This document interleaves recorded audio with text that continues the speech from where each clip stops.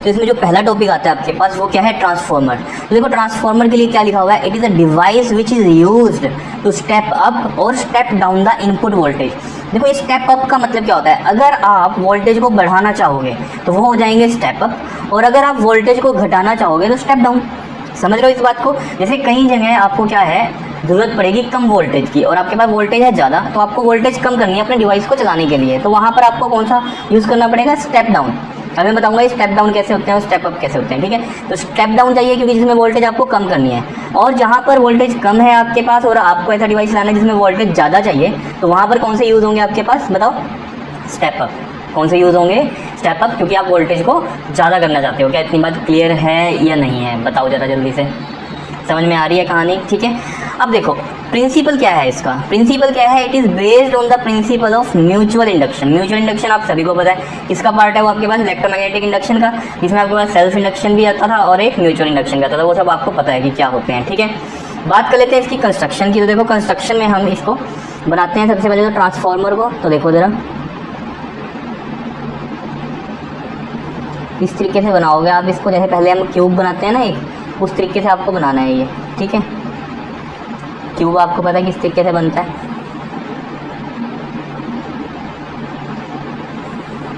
इस तरीके से आप इसको बनाओगे, ठीक है। और ये लाइन इस तरीके से मिलाओगे यहाँ पर, ये ऐसे, ये ऐसे और ये वाली ऐसे, इस तरीके से, ठीक है। अब इसमें हमें ये लैमिनेटेड कोर्स बनाने हैं। लैमिनेटेड कोर्स कैसे बनाओगे, देखो जैसे मैं बना रहा हूँ बिल्कुल सेम ऐसे ही बनाना, ठीक है,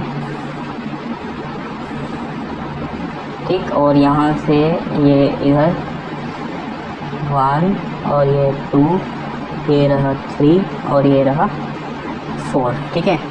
और फिर यहाँ से भी आप यहाँ से ले लेते हैं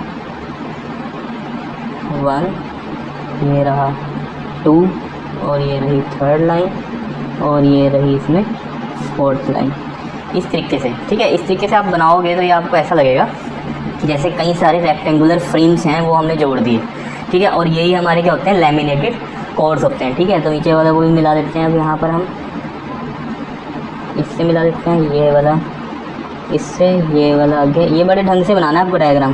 देखो अगर डायग्राम आपका ढंग से बन गया है ना पेपर में तो फुल मार्क्स मिलने वाले हैं, समझ रहे हो। तो ये हमारे पास बन गया लैमिनेटेड कोर्स रेक्टेंगुलर फ्रेम की तरह, ठीक है। हमने इसको जोड़ा है। और यहाँ पर देखो क्या होगा आपके पास, ये वाइंडिंग जो होगी आपके पास, ये हो जाएगी प्राइमरी वाइंडिंग, ठीक है। प्राइमरी वाइंडिंग में हम क्या करते हैं, इनपुट वोल्टेज देते हैं, ठीक। तो ये हमारे पास इनपुट वोल्टेज हो गई यहाँ से, ठीक। और इस साइड हम लगाते हैं सेकेंडरी वाइंडिंग, ठीक है। तो सेकेंडरी वाइंडिंग यहाँ लगा देंगे इस तरीके से, ठीक है। और यहाँ पर आपको क्या मिल जाएगा, आउटपुट। और ये जो लेंगे हम किसी लोड के क्रॉस लेंगे, ठीक है, कोई अप्लायंसेस लगा देंगे कुछ भी, ठीक है, तो उसको हम लोड बोल देते हैं। तो यहाँ पर हम इसको किससे रिप्रेजेंट कर रहे हैं, रेजिस्टेंस से, ठीक है। तो ये लोड रेजिस्टेंस हो गया, आप इसको समझ लेना। कोई भी यहाँ पर हमने अपना अप्लायंसेस लगा दिया जिसके अक्रॉस हमें चाहिए वोल्टेज, ठीक है ना। तो ये हो गई हमारे पास कौन सी, आउटपुट वोल्टेज। क्या इतनी बात क्लियर है या नहीं है, ठीक है। तो ये तो मैंने आपको बता दिया, ये होती है प्राइमरी वाइंडिंग, इसको हम लिख देते हैं P1 P2। और ये वाली होती है आपके पास सेकेंडरी वाइंडिंग, इसको S1 और S2 से हम लिख देते हैं, ठीक है। इसमें जो ये नंबर ऑफ़ टर्न्स होते हैं प्राइमरी के, इसको हम लिखते हैं NP से। और इसमें सेकेंडरी में जो ये नंबर ऑफ़ टर्न्स होते हैं इसको हम बोलते हैं NS, ठीक है, number of turns in secondary. कितनी बात क्लियर है या नहीं है, बताओ, समझ में आया, ठीक है। तो यही सब बातें जो है यहाँ पर लिखी हुई हैं जो मैंने अभी आपको बताया, देख लो एक बार पढ़ लो। क्या कहते हैं, schematic diagram of the transformer is as shown in the figure and it consist of large number of laminated cores. Large number of laminated cores हैं ये जो हमने रेक्टेंगुलर बनाई है। And there are 2 type of windings, one is called primary winding and the other is called secondary winding. Primary winding P1 P2 और secondary winding कौन सी है हमारे पास, S1 और S2, clear. NP and NS क्या है हमारे पास, नंबर ऑफ टर्न्स हैं primary में एंड सेकेंडरी वाइंडिंग रिस्पेक्टिवली। यानी कि NP क्या है, प्राइमरी वाले नंबर ऑफ टर्न्स हैं, और NS क्या है, सेकेंडरी वाले नंबर ऑफ टर्न्स हैं। कितनी बात क्लियर है।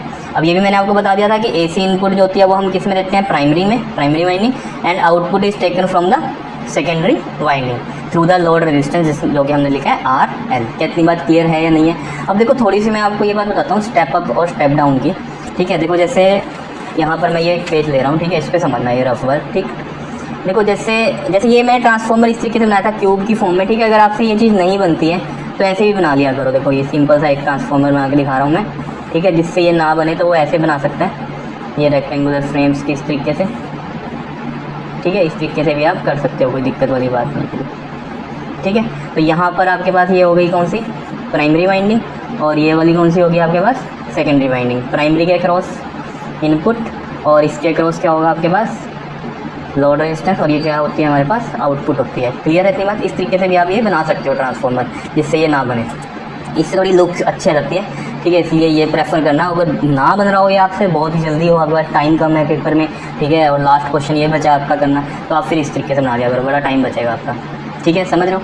अब बात कर लेते हैं ये स्टेप अप और स्टेप डाउन। देखो, जो ये नंबर ऑफ टर्न्स मैंने आपको बताए थे, प्राइमरी में होते हैं NP और सेकेंडरी में कौन से होते हैं, NS। ठीक है, अब अगर आपके पास मान लो स्टेप अप बनाना है, आपको स्टेप अप ट्रांसफार्मर बनाना है, तो आपको क्या करना पड़ेगा, नंबर ऑफ टर्न्स हैं आपके सेकेंडरी के, वो ज़्यादा रखने पड़ेंगे, किससे, प्राइमरी वाली नंबर ऑफ टर्न्स से। तो देखो कैसे बना सकते हैं हम ये वाला ट्रांसफार्मर। जैसे मान लो ये रेक्टेंगुलर फ्रेम हमने बना दिया यहाँ पर इस तरीके से।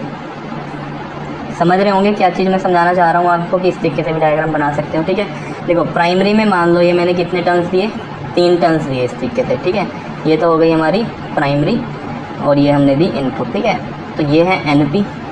अब यहाँ पर सेकेंडरी में ये नंबर ऑफ टर्न्स क्या करो, ज़्यादा कर दो, तो इससे क्या होगा, जो आपकी आउटपुट वोल्टेज बनेगी वो बहुत ज़्यादा बनेगी एज़ कम्पेयर टू प्राइमरी। समझ रहे हो, मतलब नंबर ऑफ टर्न्स इसके ज़्यादा रखेंगे तो वोल्टेज ज़्यादा मिलेगी, that is step up transformers. ठीक है, तो यहाँ पर हमारे पास ये लोड लग जाता है, और ये जो वोल्टेज होती है कौन सी है आपके पास, आउटपुट वाली है। कितनी बात क्लियर है।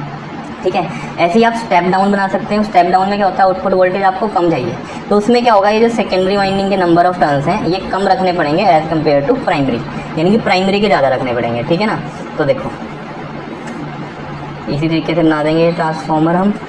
देखो वैसे तो ये कितना जल्दी बन रहा है ना, इस तरीके से अगर बना रहे हैं तो।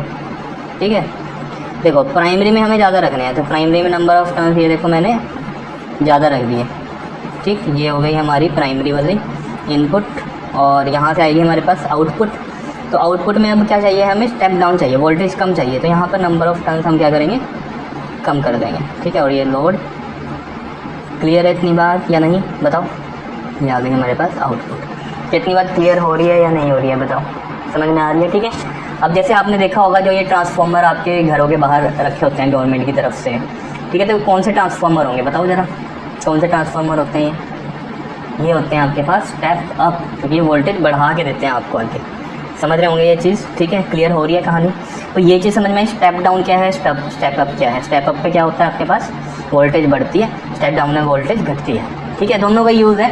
कई जगह हमारे इक्विपमेंट ऐसे होते हैं जिनमें हमें वोल्टेज कम चाहिए, तो फिर यहाँ स्टेप डाउन लगते हैं, और जहाँ वोल्टेज ज़्यादा चाहिए वहाँ पर स्टेप अप यूज़ होते हैं।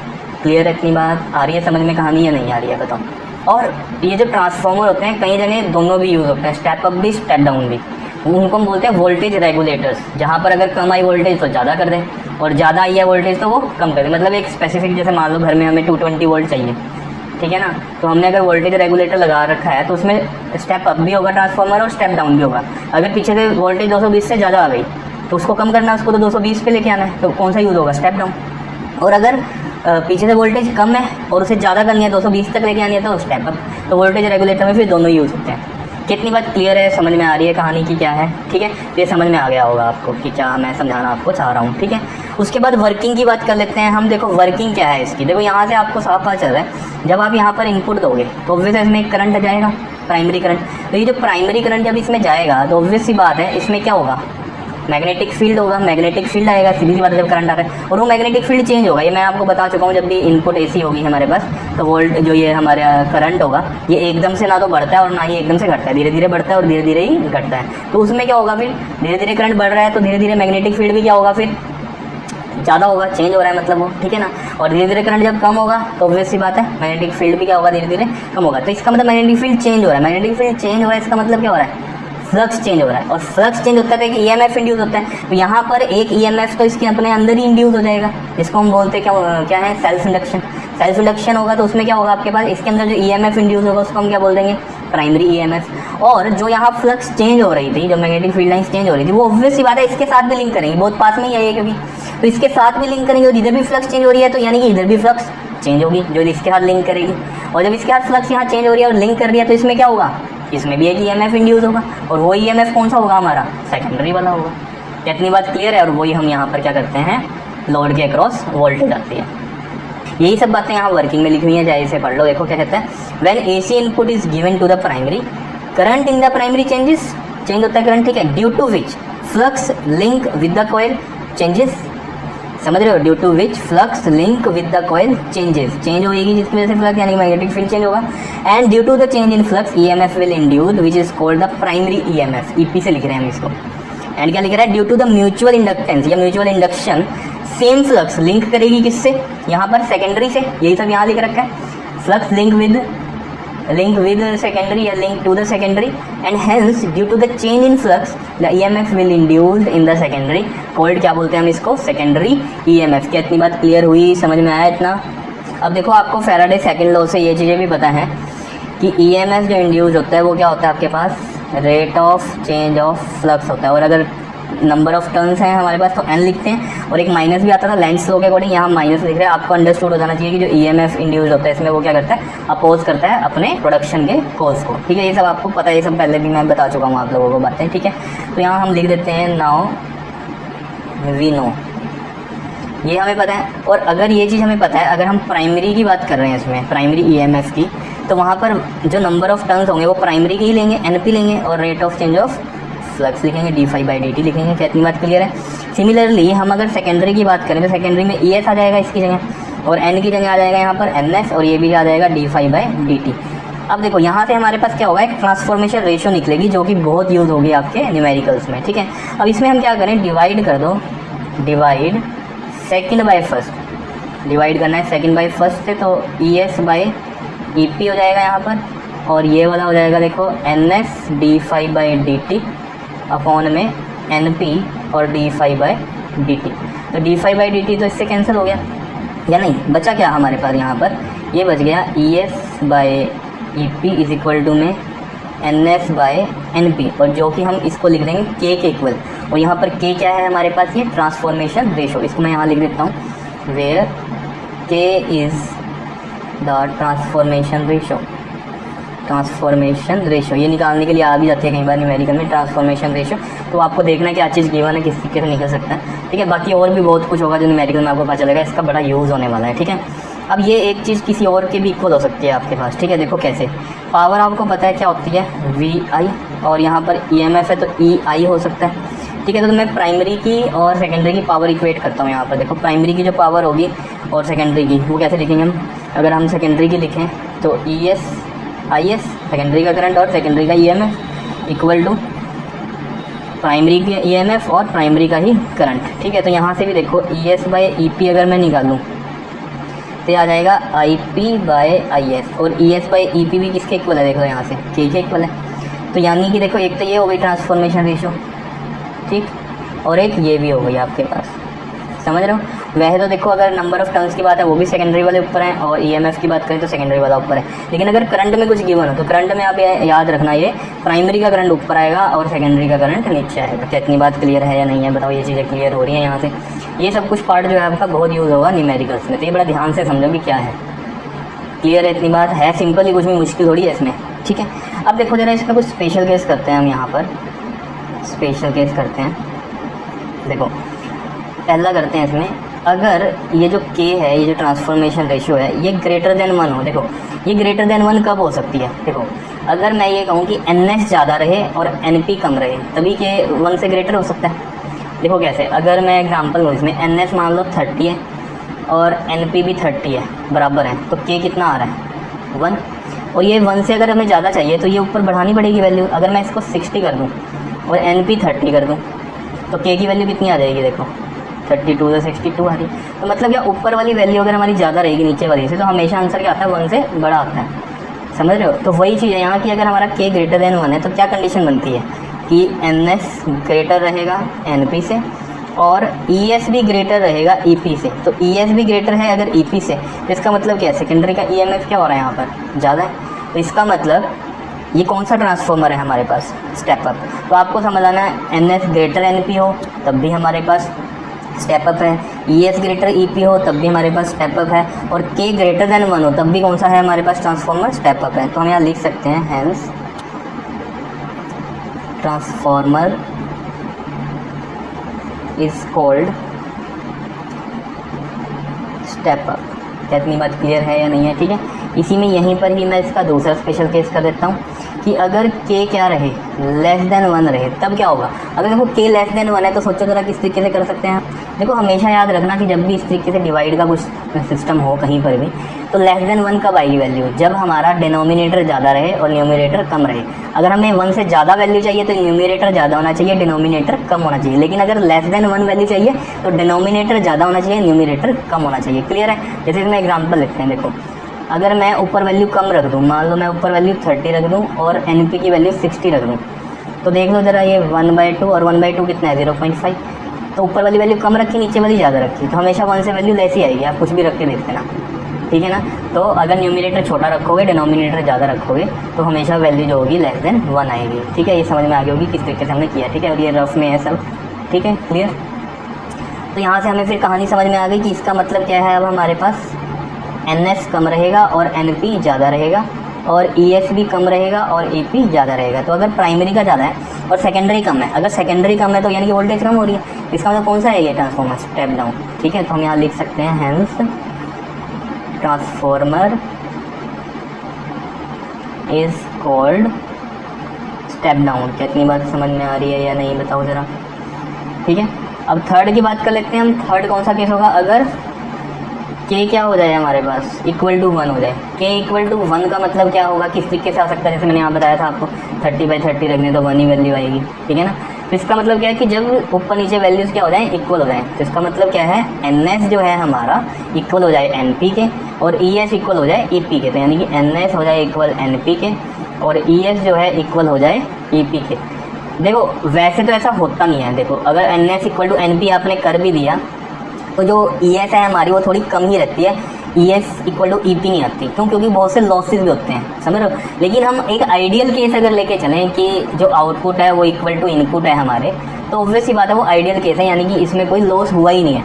ऐसा लेकिन प्रैक्टिकली पॉसिबल नहीं होता, लॉसेस होते ही होते हैं। लेकिन फिर भी हम एक थ्योरेटिकल बात कर रहे हैं यहाँ पर, तो ES इक्वल टू EP की अगर बात करें तो वो कौन से ट्रांसफॉर्मर माने जाएंगे हमारे पास, आइडियल। ठीक है ना। देखो हमेशा जैसे फिजिक्स में हम लोग क्या करते हैं, प्रैक्टिकली वो चीज़ पॉसिबल नहीं है, लेकिन हम थ्योरेटिकल उस चीज़ को अगर मान रहे हैं तो हम वो कहते हैं कि एक आइडियल केस होगा। ठीक है ना, जो कि पॉसिबल तो नहीं है, लेकिन हम इसमें अगर लॉसेस 0 कर दें तो भी ऐसा हो सकता है। ठीक है ना। तो हम यहाँ लिख सकते हैं इस चीज़ को कि हैंस ट्रांसफॉर्मर क्या होगा इस केस में, हैंस ट्रांसफॉर्मर इज़ आइडियल। बस ऐसे लिख दो, इज़ आइडियल ट्रांसफॉर्मर। समझ रहे हो, आई समझ में कहानी। ठीक है, अब देखो इसमें मेन बात क्या याद रखनी है आपको। देखो इस चीज़ से तो आपको साफ चल जाता है, NS ग्रेटर NP है तो हमारा स्टेप अप है, NS लेस है NP से तो हमारा स्टेप डाउन है, और NS इक्वल टू NP है तो ये आइडियल है। ठीक है, आपको याद रखना है यहाँ से कि k ग्रेटर देन 1 है तो हमारा कौन सा होगा, step up, k less than 1 है तो स्टेप डाउन, और k इक्वल टू 1 है तो आइडियल। ठीक है, इस तरीके से आपको ये चीज़ याद रहनी चाहिए। इसमें बताओ कोई प्रॉब्लम किसी भी तरीके की, बहुत ही सिंपल सा ट्रांसफॉर्मर, कुछ भी नहीं है। ठीक है, बस ये डायग्राम अच्छे से बना लिया करो पेपर में। ठीक है, तो आधे नंबर तो डायग्राम देख के ही मिल जाते हैं। ठीक है, लेकिन अगर आपका डायग्राम थोड़ा अच्छा नहीं बनाया, आपने बनाया ही नहीं है, तो आप सोच लेना कि मार्क्स बहुत ज़्यादा कट होने वाले हैं आपके। ठीक है, समझ में आया कैसे करना है। ठीक है, तो इसे एक बार बहुत अच्छे से खुद करो। ठीक है, ये चीज़ें तो सब पढ़ने की हैं, हो जाएंगी, आपको पता चल जाएंगी। ये वाला जो पार्ट है ये आप लिख के देखना 1-2 बार, तो अपने आप ही दिमाग में बैठ जाएगा। ठीक है, क्लियर, ओके जी, थैंक यू।